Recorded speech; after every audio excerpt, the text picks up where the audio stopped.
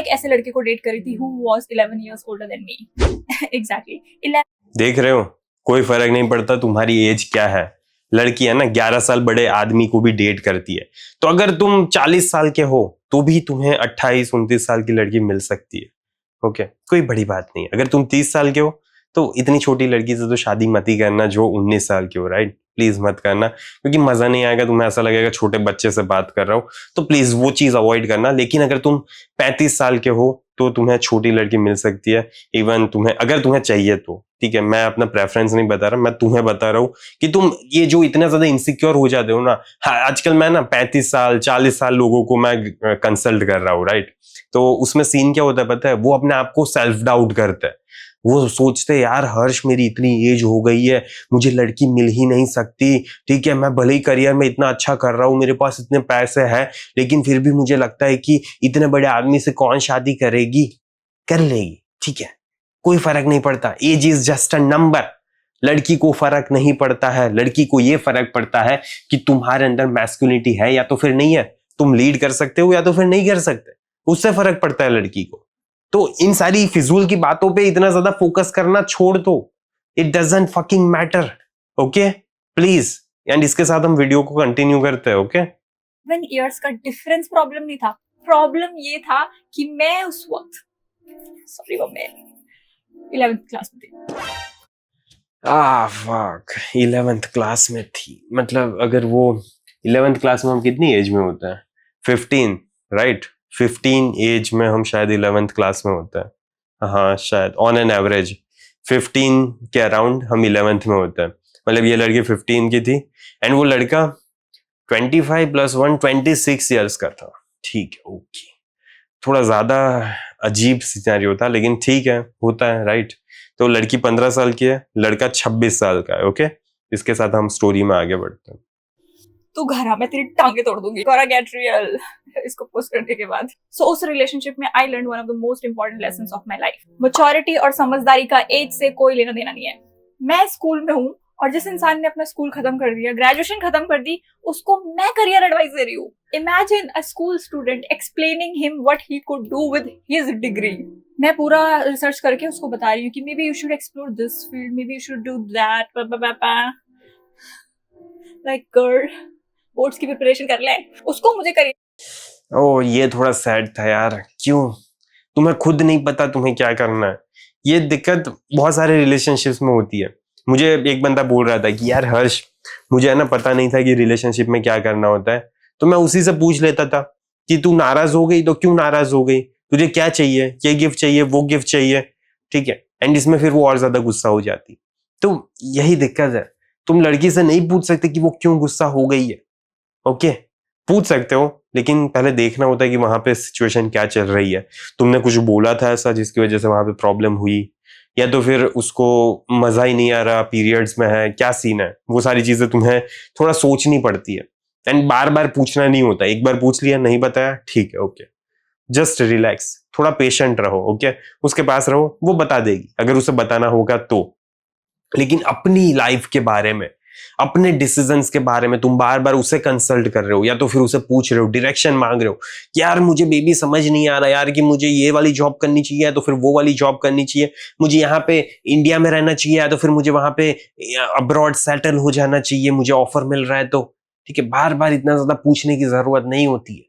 अपने फैसले खुद लेना सीखो, जो कि मोस्ट ऑफ बंदे आजकल ले नहीं पा रहे। उनको ऐसा लगता है कि रिलेशनशिप में है ना मुझे लड़की से पूछना पड़ता है, परमिशन लेनी पड़ती है, एंड तभी जाके मैं आगे बढ़ पाऊंगा, वरना फिर वो नाराज हो जाएगी, वो गुस्सा हो जाएगी। तो ये सारी चीजें थोड़ी अपने दिमाग में से निकाल दो, ओके प्लीज, क्योंकि इसी वजह से ना रिलेशनशिप थोड़ी हेल्थी वे में आगे नहीं बढ़ पा रही। लड़की फिर इसमें तुम्हारे ऊपर डिपेंड कैसे होगी? तुम ही पूरा का पूरा सो गए हो उसके ऊपर, ठीक है, इतना ज्यादा डिपेंड हो चुके हो, तो फिर कैसे रिलेशनशिप में पोलैरिटी कैसे आएगी? एडवाइस देनी चाहिए थी, but see this is very normal. वो कंफ्यूज था अपने करियर को लेके आफ्टर ग्रेजुएशन, मुझे समझ में नहीं आ रहा था क्या करूं। Fair, but me helping him a school student figure it out, not fair. By the way उसने मेरी एडवाइस मानी and it worked out really well for him. So career counselling you can for some reason उस time. अच्छी बात है, career counselling तुम्हें भी चाहिए होगी तो मैडम का संपर्क कर सकते हो।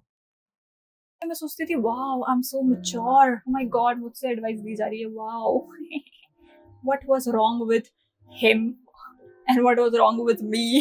सिर्फ करियर कंफ्यूजन ही प्रॉब्लम नहीं था, I was always even explaining him basic life decisions, yes, to a fully grown man.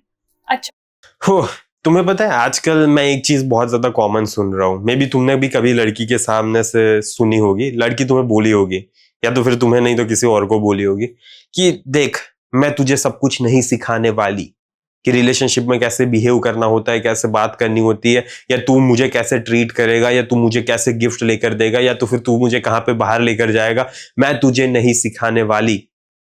Okay, ऐसा बोलती है लड़की। तुमने सुना है? अगर तुमने सुना है तो मुझे कमेंट में बताना है। ओके, मुझे जानना है कितने लोगों ने ये चीज सुनी है, बिकॉज मोस्ट ऑफ लोगों ने सुनी है ये चीज है।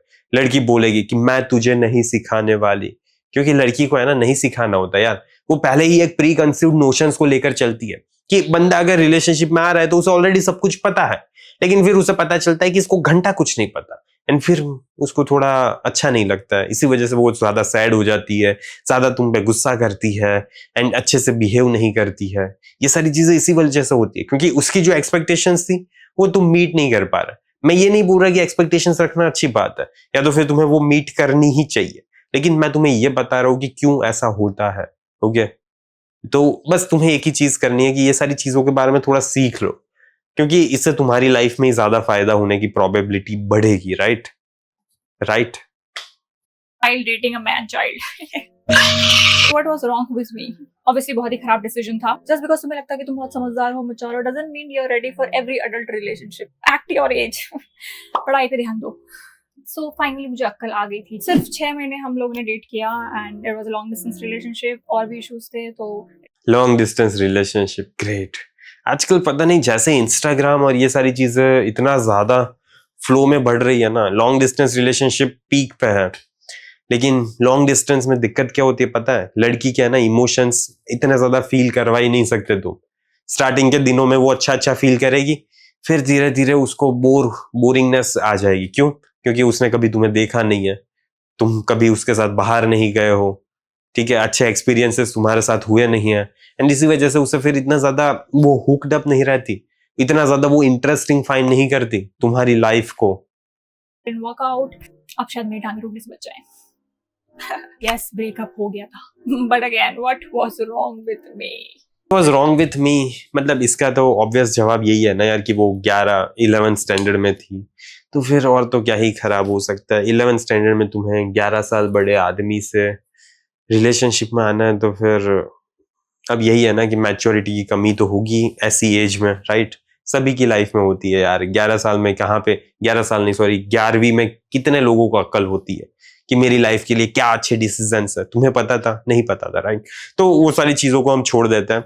अभी मैं तुम्हें एक मेरे क्लाइंट की स्टोरी बताता हूँ। वो 33 ईयर्स का है, कॉर्पोरेट सेक्टर में है, लाखों रुपए अर्न कर रहा है। अब उसकी मेन प्रॉब्लम क्या है पता है? उसकी जॉब में एक 26-27 साल की लड़की आती है, एंड वो ऑब्वियसली उससे नीचे काम कर रही है, मतलब वो थोड़ा ज्यादा मैनेजरियल पोजीशन पे है, एंड ये बंदी इसके नीचे काम करती है।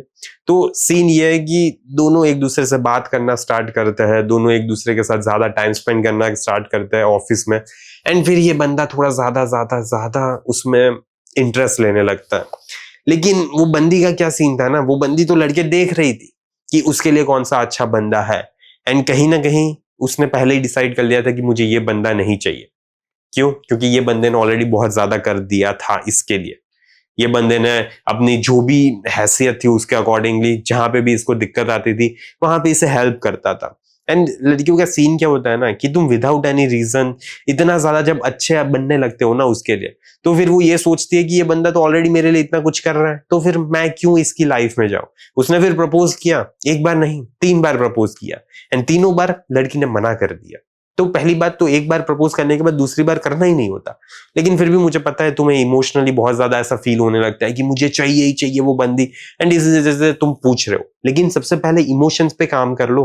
ओके, थोड़ा बहुत इमोशंस चेंज करो, एंड उसके बाद चीजें चेंज होने की प्रोबेबिलिटीज बढ़ेगी।